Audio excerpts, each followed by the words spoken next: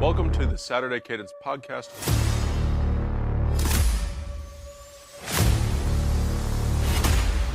I'm Blake Biscardi, and remember, the Saturday Cadence podcast is the heartbeat of college football. Order has been restored in the greatest rivalry in sports as Ohio State dominates Michigan 27-9.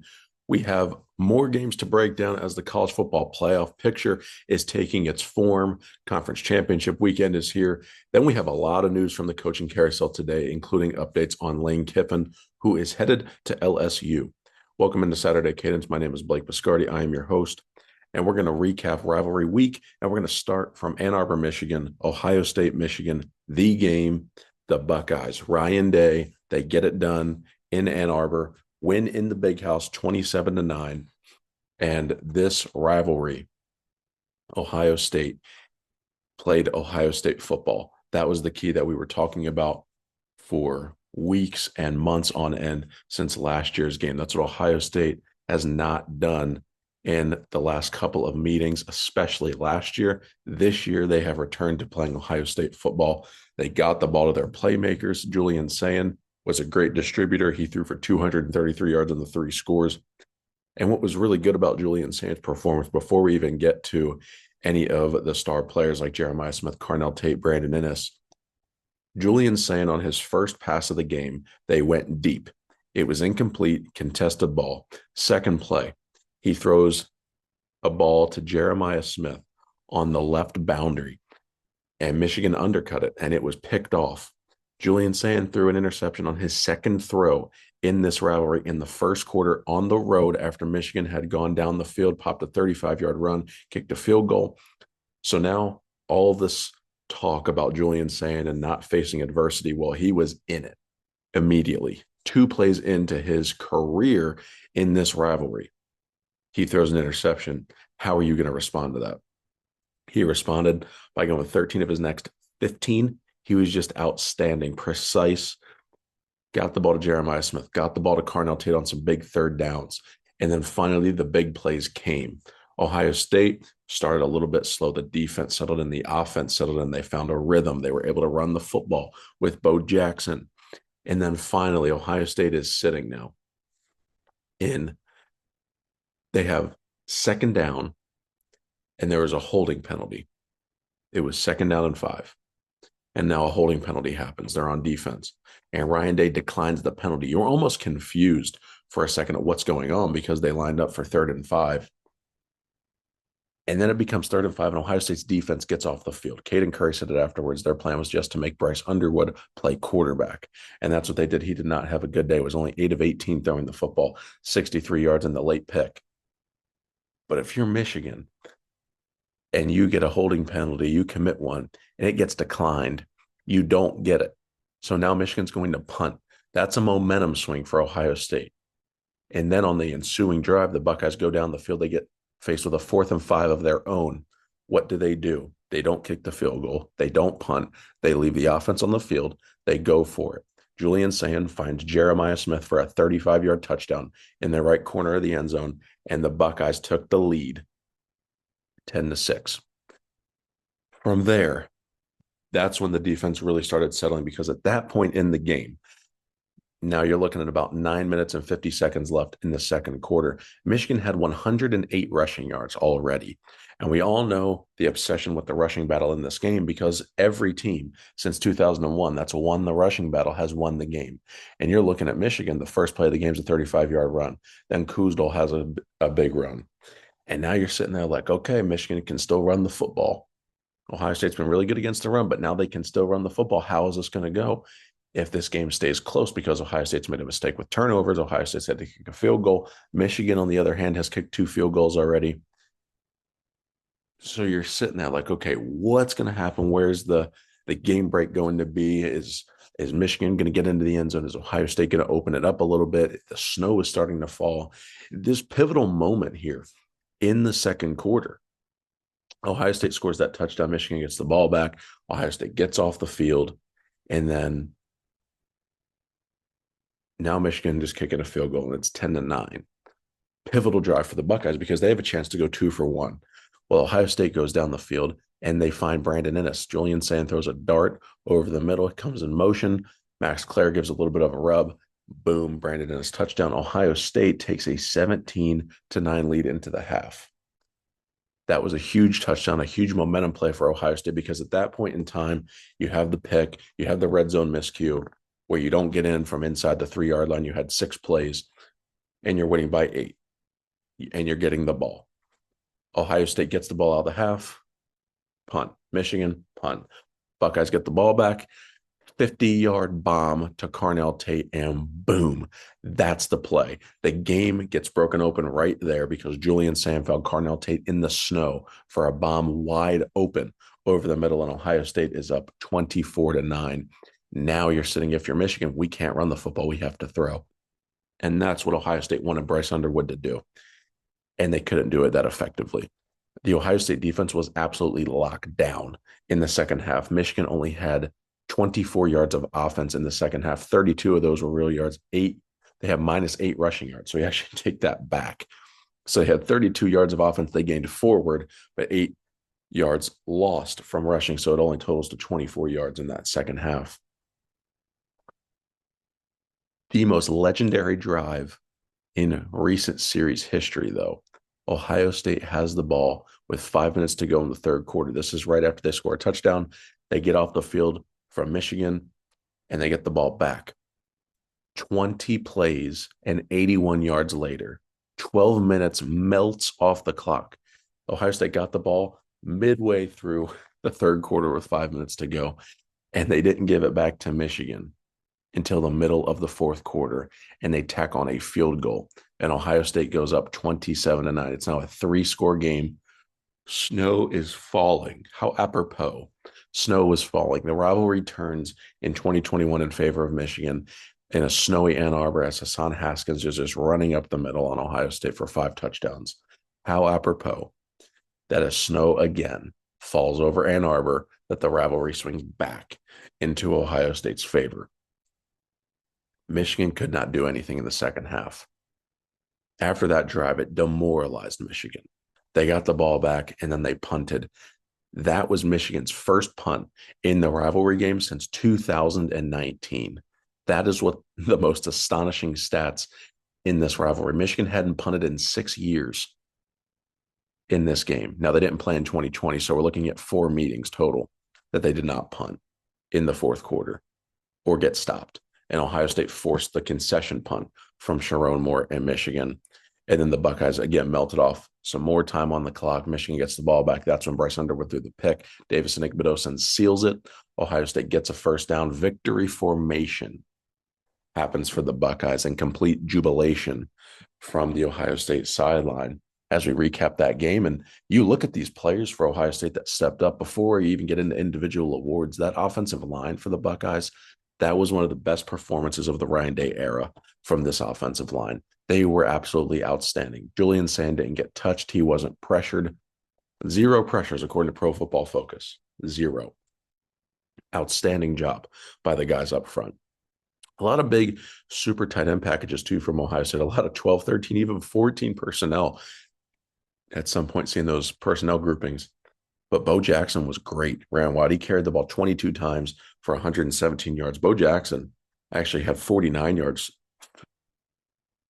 through the air for 4 catches. So Bo had over 160 yards of offense for the Buckeyes. You talk about breakout players and true freshmen that make their mark on the game. Well, when you looked at it this year for Ohio State, they had Carnell Tate and Jeremiah Smith. We know this, the guarantees.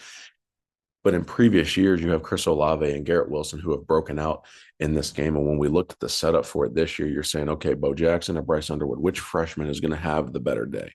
Which freshman is going to make their mark in this rivalry and have their name become a household name? It wasn't Bryce Underwood. Now, he's going to have 2 more opportunities at minimum to do so in the next couple of years. But Bo Jackson, as well, is going to have 2 more opportunities to add to his legacy now, because he became a household name in this game, carrying the ball for 117 yards. Like I said, a big 36-yard run on a stutter step.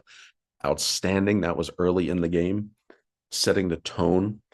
C.J. Donaldson got some power yards for the Buckeyes, but again, short yardage situations, it's hit or miss for Ohio State. And that, to me, is a little bit concerning moving forward into the playoff, even against Indiana in the Big Ten championship game. So Ohio State needs to figure out short yardage there. Isaiah West looked pretty good too for the Buckeyes. He came in, carried the ball 6 times. This Ohio State offense has a lot of playmakers, and it was snowing. They didn't turn up the offense to full capacity. They knew. They came in with a mindset. They said, we're playing Ohio State football. We're going to win this game on our terms. Ohio State didn't have to play fast. They didn't have to do anything spectacular. They had to play Ohio State football, and they did. They didn't obsess over the rushing battle. They didn't obsess over the line of scrimmage, even though they won it. They didn't obsess with we have to run inside. No, they got the ball to their playmakers. You have Jeremiah Smith on his birthday. You have Carnell Tate, Brandon Ennis, Max Clare, weapons out the wazoo. You have a great stable of running backs and a really solid offensive line. No need to forsake the horses on the outside like last year. Ohio State did what it was supposed to do, distributed the ball well. And then the defense, can't say enough about Matt Patricia's unit, did not allow a touchdown to Michigan.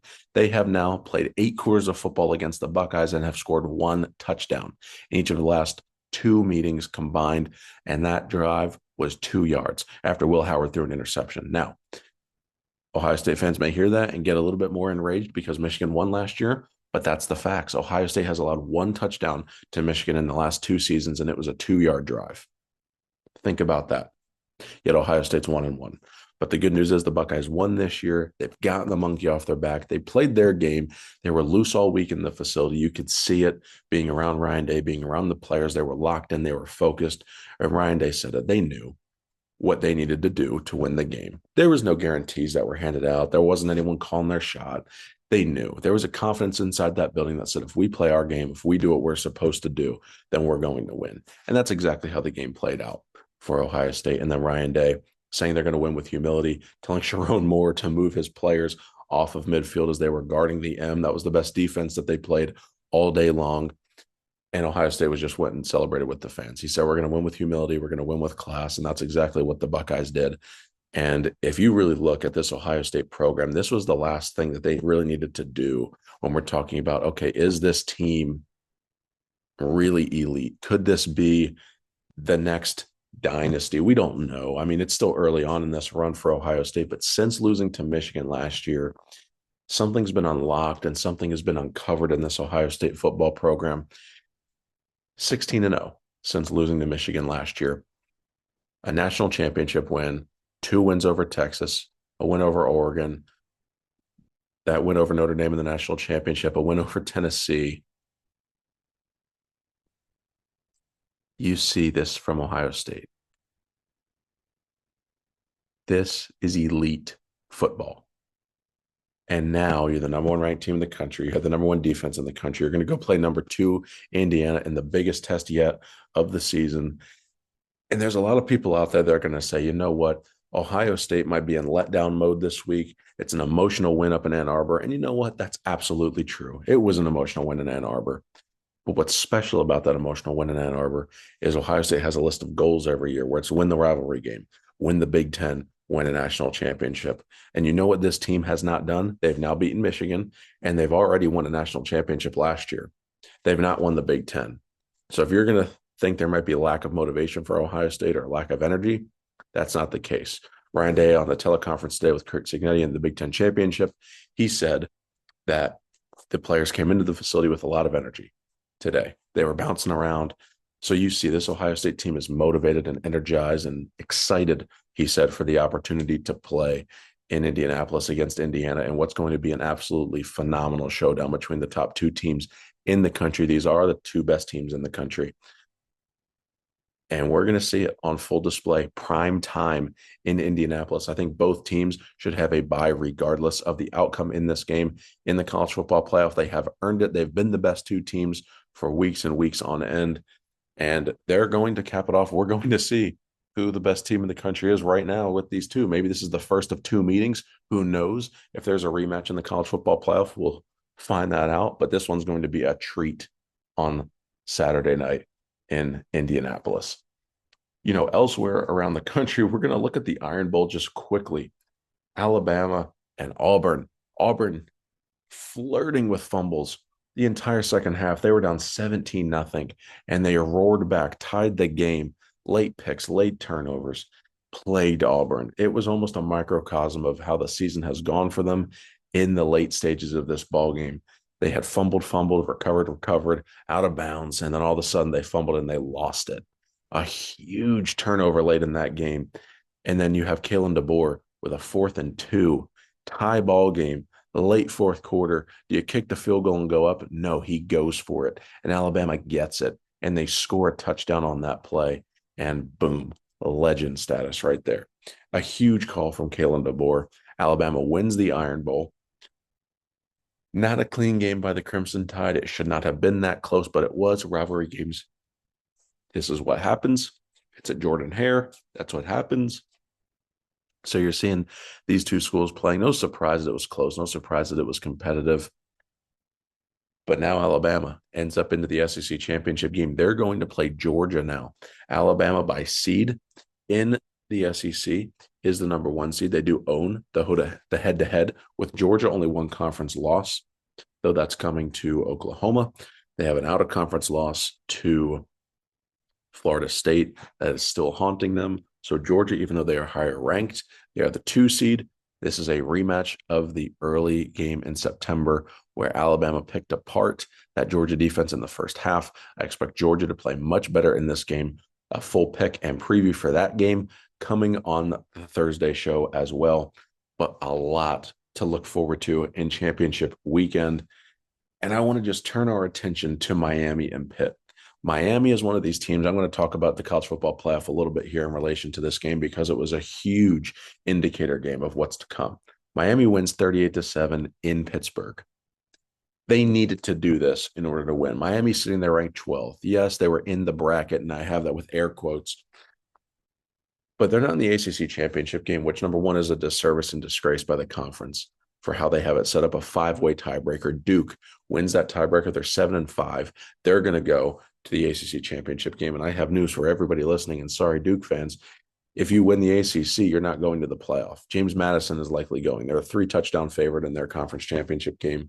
We already see the American champion as a lock to go in. Your best hope is for Duke to win and for Miami to get in as an at-large team. That's the best hope if you're an ACC fan. Unless Virginia wins and then they get in. But if I'm the ACC, I want my best team to represent my conference. And the best team in that conference is Miami.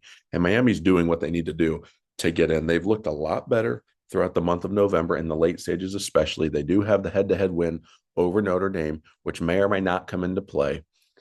But this team is doing what it needs to do. This team should be in the college football playoff.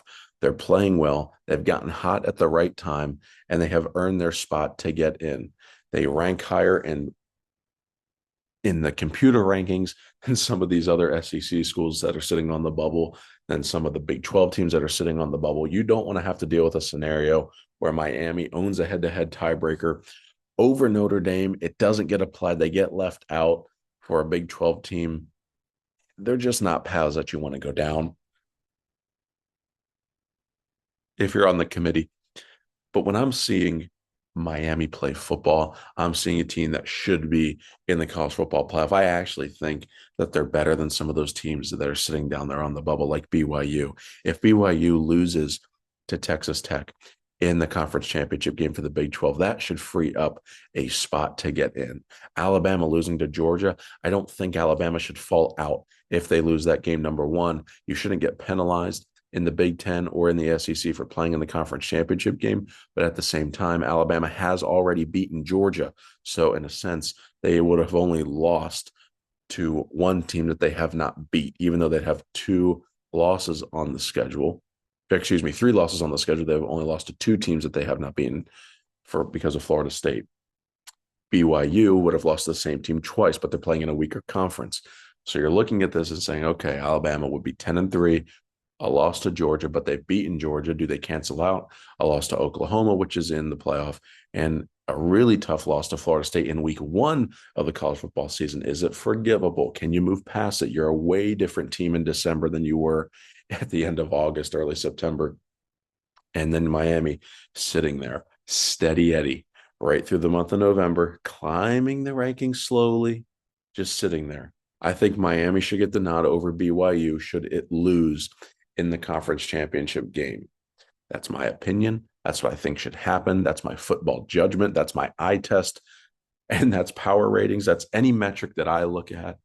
I see Miami as a playoff team, and I think that they should get in because they've earned the right to be in. And also, that's the best team in the ACC. If you're an ACC fan, like I said, if you're in the administration in the ACC, Miami somehow, some way is the team that you want to get into that field for you because they are going to best represent the conference, which is only going to get one bid, if at all, which is crazy. Because if we're going to have a world where the College Football Playoff Selection Committee says no to the ACC because the lexicon, the rules, the criteria say the 5 highest ranked conference champions. Nowhere does it say Power 4 champions plus 1 in the G5. No, the 5 highest ranked conference champions.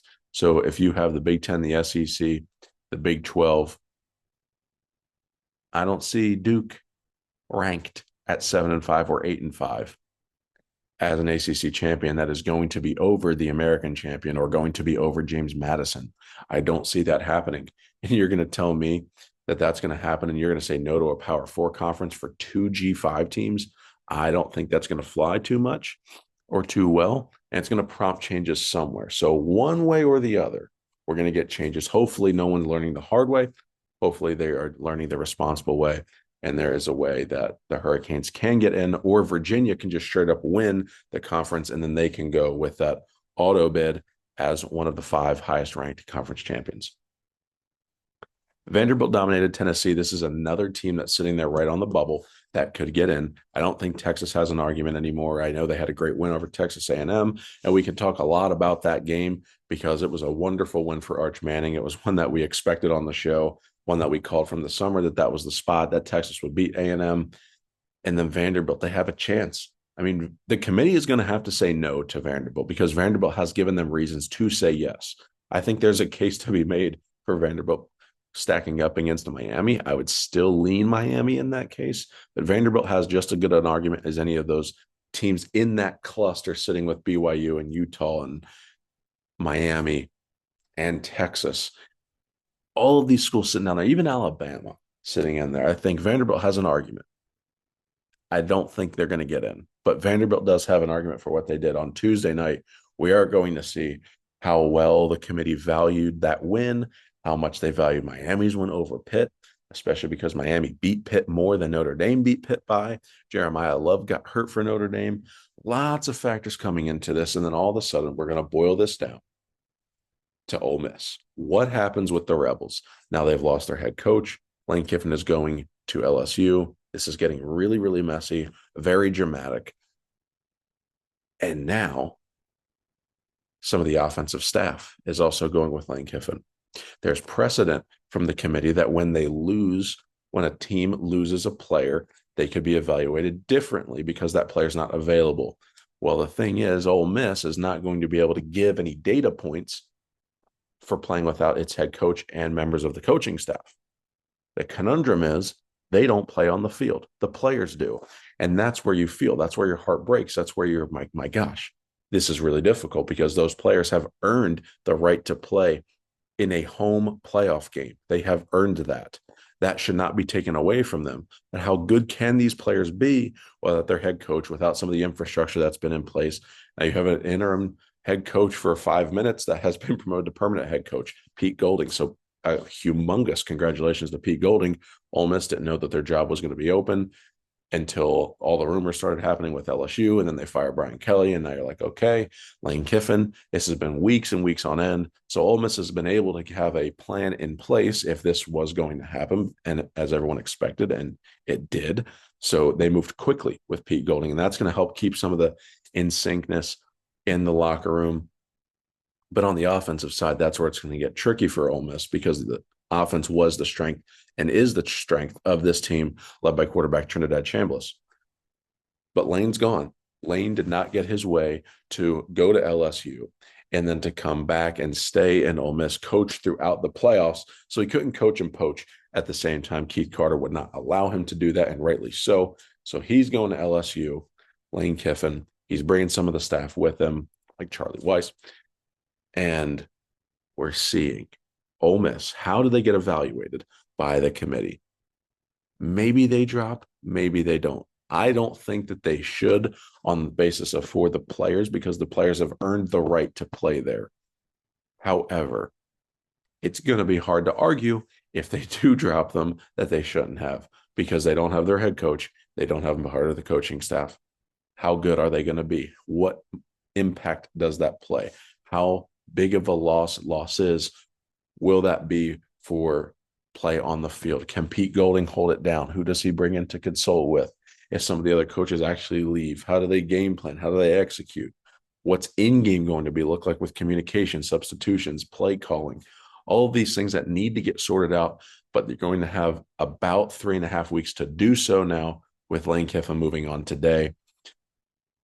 And we're going to see from the playoff committee, we're going to know on Tuesday night what happens because this news is broken. This news is official.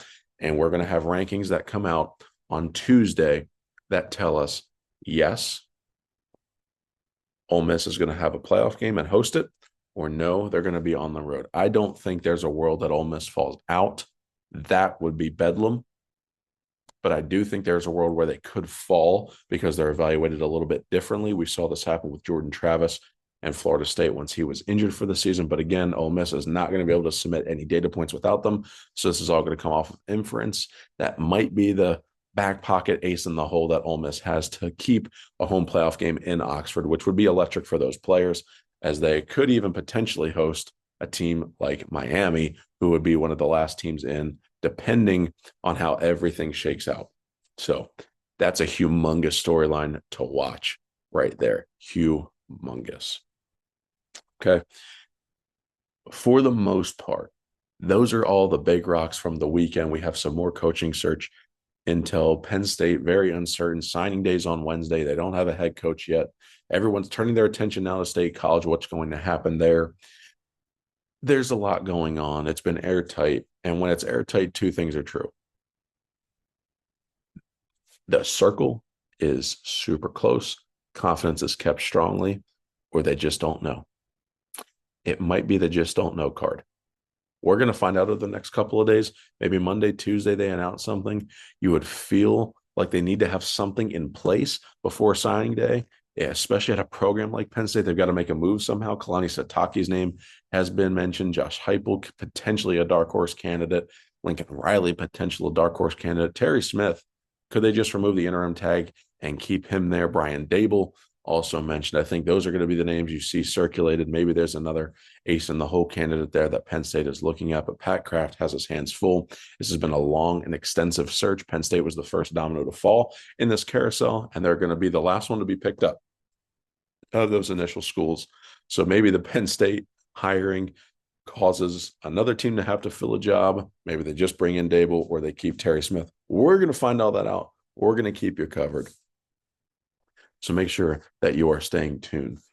Also, big news. We are going to be in New York City for the Heisman Trophy ceremony on December 13th. Cannot wait to be there for that one. Very, very excited. Expecting to see Fernando Mendoza, Julian Sayin, Jeremiah Love, and potentially Diego Pavia. Those are the 4 players with the highest odds right now to hoist that trophy. And I think the Big Ten championship game between Sayin and Mendoza is going to be for the award. Any Heisman voter that's voting before this game is played or before this past weekend's games were played, your vote should be taken away and revoked.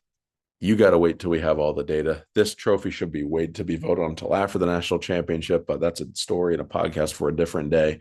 But now you have 1 versus 2. They've been on a collision course for weeks now. Ohio State, Indiana, 1 versus 2. Julian Sayin, Fernando Mendoza. Great offense, great defense, elite offense, elite defense, all of the above. 2 great head coaches. This game has all the storylines and the makings of everything that you want to see. It's the first 1 versus 2 matchup in the Big Ten since 2006, that famous Ohio State-Michigan game of the century. Huge implications in Indy on Saturday for the 1 seed in the college football playoff, for the Big Ten crown, and for the Heisman Trophy. But we will be there. We've got you covered wall to wall. This week, we will be back at the Woody Hayes Athletic Center on Tuesday and Wednesday for the press conference and the availabilities. Also, some signing day news that's going to be sprinkled in. So we have a really big media week here at Saturday Cadence and the Silver Bulletin. Make sure that you are staying tuned to our website, tsilverbulletin.com, social media at tsilverbulletin, at Saturday Cadence, and then my personal at Blake Biscardi. So, guys, appreciate you listening to the show. A lot that we had to unpack from this weekend, a rivalry weekend. Some things we didn't even get to. We'll move into that on the show later in the week. We're going to have some coverage, like I said, the Buckeye State of the Union 2-minute drill. Make sure you're staying tuned to social media. The YouTube channel at Saturday Cadence is getting hot now. So again, content is coming. Stay with us. We've got you guys covered. We got some cool things planned. Again, we'll be in New York City, December 13th. So stay tuned to that. But thank you for listening. Guys, continue to monitor socials. There's news coming by the minute and by the hour here on this coaching carousel, Penn State being the next domino to fall. But we've got you covered. We will see you on the Thursday show. In the meantime, God bless.